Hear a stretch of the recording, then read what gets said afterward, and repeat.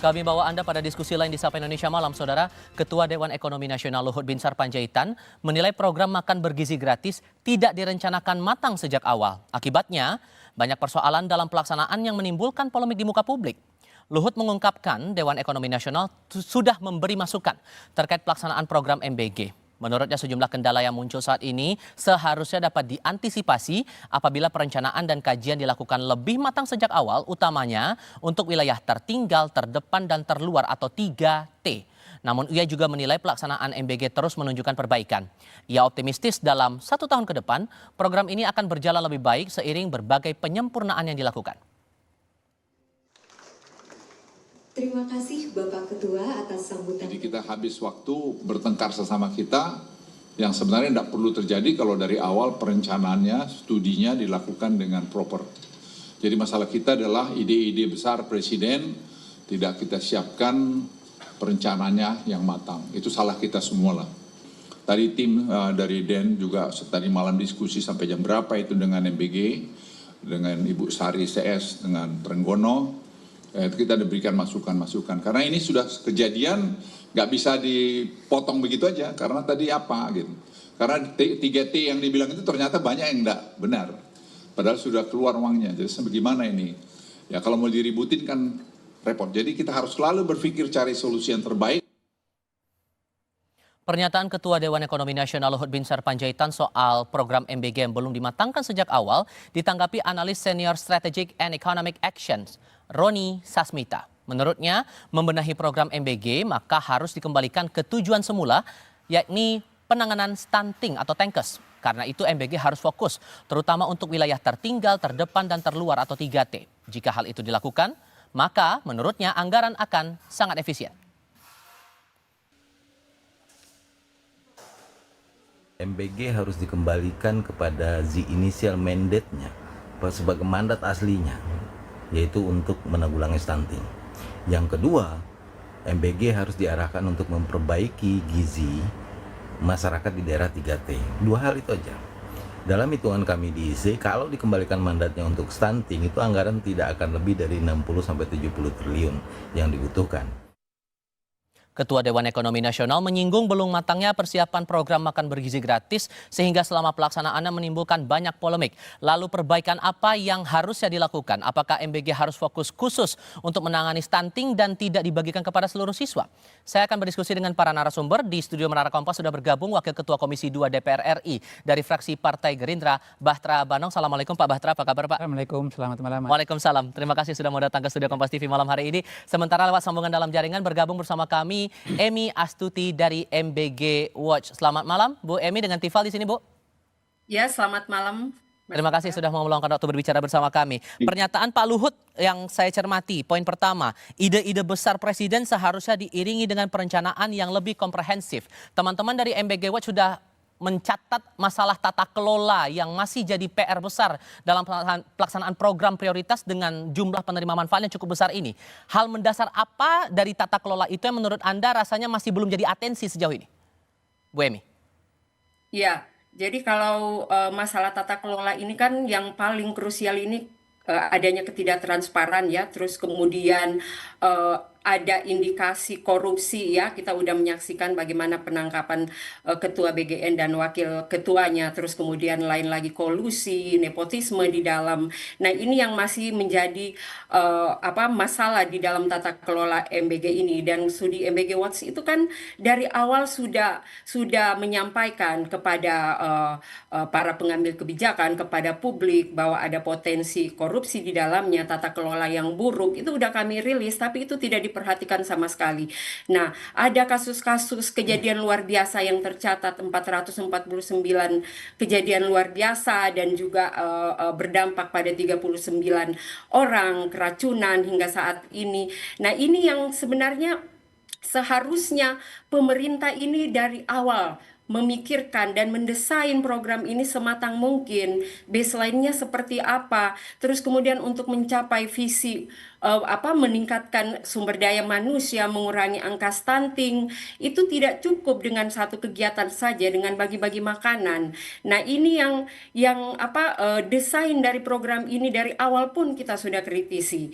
Nah, target-target selama 5 tahun itu kan harusnya jelas. Dalam setahun itu targetnya apa dan intervensi kegiatannya apa. Target 2 tahun apa, target 3 tahun, target 4 tahun, dan hingga 5 tahun. Nah, dalam target 1 tahun misalnya, seharusnya kan disiapkan dulu sistem tata kelolanya yang baik, mekanisme tendernya dilakukan secara terbuka, ada e-katalog di situ, procurement yang digital ya, procurement digital. Nah, ini yang tidak disiapkan dengan baik. Bukankah dalam 1 tahun Langkah-langkah pertama waktu mitigasi itu dari risikonya Kepala seperti BKN saat apa? itu yang sekarang bertanggung jawab dalam Nah, kasus suap ini kan sudah sayang pernah banget mengumumkan gitu. Bu Emi Sudah. soal angka-angka itu tadi, angka-angka SPPG, target penerima manfaatnya bertambah, apakah itu kurang cukup, tidak cukup menurut Kenapa, Anda? Mas? Bagaimana? Halo? Ya, Bu Emi, apakah karena begini, kalau kemudian masalah target yang Anda catat, tahun lalu saat Dadan masih menjabat sebagai kepala BGN, dia kan sudah pernah mengumumkan beberapa kali target SPPG bertambah setiap waktu, kemudian target penerima manfaat setiap waktu bertambah. Apakah itu kurang cukup menurut Anda? Kenapa sih harus menambah-menambah target SPPG? Kenapa tidak fokus kepada peningkatan kualitas kualitas makanan bergizi gratis ini? Kenapa terus menambah ekspansi, mau membuka ke negara lain, ekspansi ke Arab Saudi? Nah, ini kenapa tidak dipikirkan perbaikan tata kelolanya, justru mau menambah dapur? Ini yang tidak jelas, ada satu dapur itu bisa dikelola oleh memiliki 40 dapur ya. Satu yayasan bisa memiliki 40 dapur. Baik. Itu artinya apa? Tata kelolanya sangat serampangan, sangat buruk gitu. Oke. Nah, ini yang desain dan perspektif mereka ini yang kurang jelas. Jadi tidak cukup niat baik, tetapi program ini tidak didesain dengan baik. Resiko mitigasinya tidak ada, Oke. evaluasi monitoringnya itu dalam setahun tidak ada. Ya, kalau di dalam desain kan harus jelas apakah monitoringnya itu akan dilakukan per triwulan atau 6 bulan, kemudian evaluasi 1 tahun. Oke. Ini kan tidak ada evaluasi Sudah kami dalam tangkap poinnya di situ. setahun ini. Oke. Ya, nanti Pak banyak Bahtra, sorry, saya masalah harus kasih seperti giliran ini ke baru Pak Bahtra orang-orang. sekarang. Bu Emi, sorry, tahan Ya. dulu. Pak Bahtra, kalau Anda sepakat dengan pernyataan Bu Emi bahwa dalam perjalanan 1,5 tahun ini belum jelas tolok ukur secara kualitas dari MBG ini, makanya kemudian muncul masalah tata kelola seperti ini.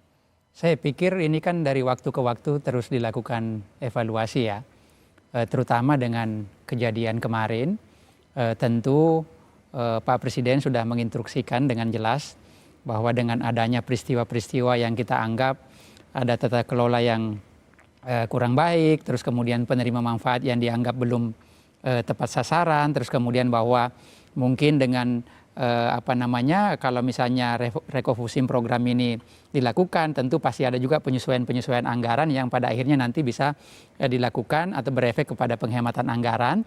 Dan sekarang itu saya pikir sudah dilakukan semua ya, dalam rangka menjalankan instruksi Presiden, terus kemudian Kepala BGN yang baru, kalau kita lihat positif sekali ya hasil kerjanya, bahwa kemarin Wakil Kepala BGN sudah mengumumkan bahwa pada saat libur sekolah dihentikan sementara waktu, terus kemudian refocusing programnya, terutama soal kita berbicara penerima manfaat, lebih fokus lagi kepada betul-betul daerah yang kita kategorikan misalnya 3T atau daerah-daerah yang benar-benar memang membutuhkan soal makan bergizi ini. Itu kan Jadi, setelah dengan posisi dari pejabat yang baru dan setelah ada pembenahan saat ini. Tapi kalau Anda lihat dari 1,5 tahun sebelumnya saat masih dijabat oleh Dadan yang tersangka dalam kasus permainan tata kelola ini, Anda melihat juga ada hal yang sama, ada perencanaan yang tidak matang di situ. ya pemerintah kan terus melakukan pembenahan dari waktu ke waktu ya, dan saya pikir Pak Presiden tidak tinggal diam. Tentu Pak Presiden banyak sekali melakukan evaluasi-evaluasi terkait dengan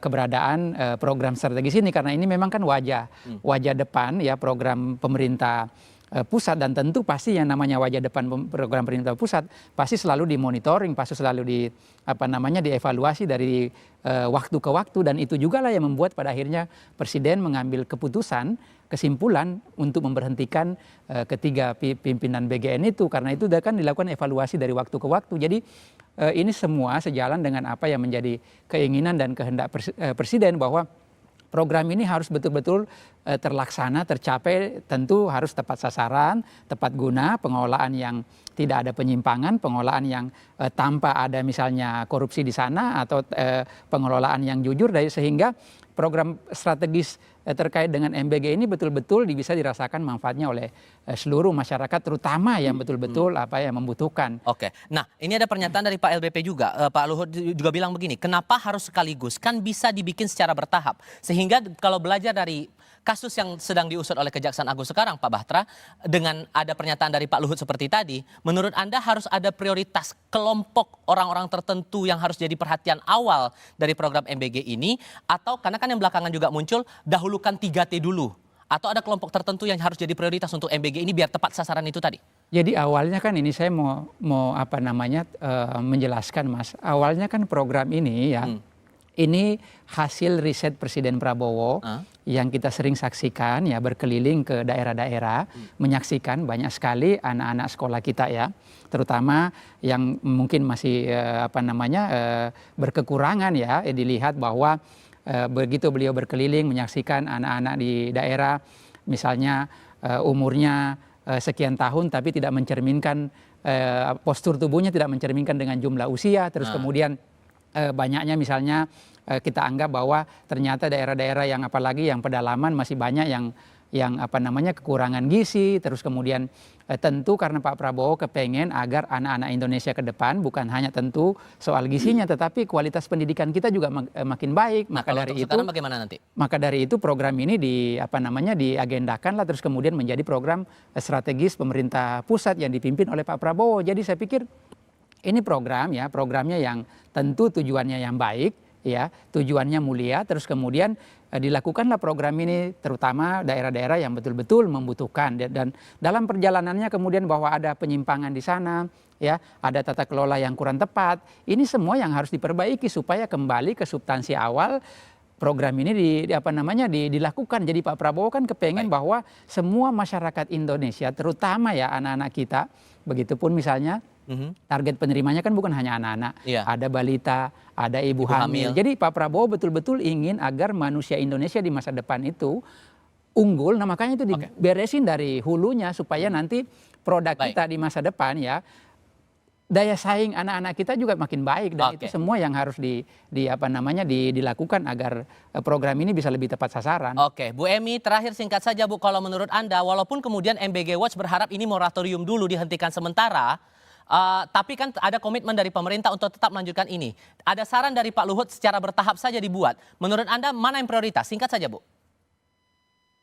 Ya, yang paling singkat adalah selain moratorium, evaluasi dan audit nasional, evaluasi independen. Jadi evaluasinya ini melibatkan orang luar yang independen, termasuk audit nasional. Nah itu dulu, nanti temuannya itu apa-apa saja berdasarkan data dan faktanya ya, baru itu kemudian diredesain lagi. Nah kenapa moratorium? Karena ini untuk menghentikan dulu korban-korban keracunan dan menghentikan potensi korupsi, kolusi, konflik kepentingan di dalam pengelolaan MBG ini. Ini sudah bukan menjadi rahasia lagi. Ini publik udah